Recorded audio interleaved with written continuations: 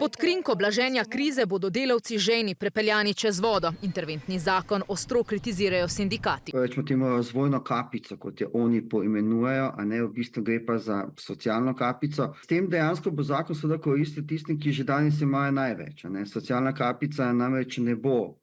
Od nje ne bodo imeli koristi državljanke in pa državljani. Na GZS pozdravljajo uvedbo razvojne kapice, saj da to podjetjem omogoča ustrezno nagrajevanje najbolj usposobljenih strokovnjakov in pa zmanjšuje odhajanje kadrov v tujino, pravijo. Sami bi mejo do leta 2030 sicer spustili na 6.000 evrov. Predlog zakona, ki naslavlja samostojne podjetnike in uvedbo mikro-SP-jev, pa da je, nadaljuje Zorko, nevaren in izključujoč. Se bo mladim, ki bodo vstopali na trg dela, bolj splačalo iti v samostojno podjetništvo, kot pa imeti neko redno pogodbo o zaposlitvi.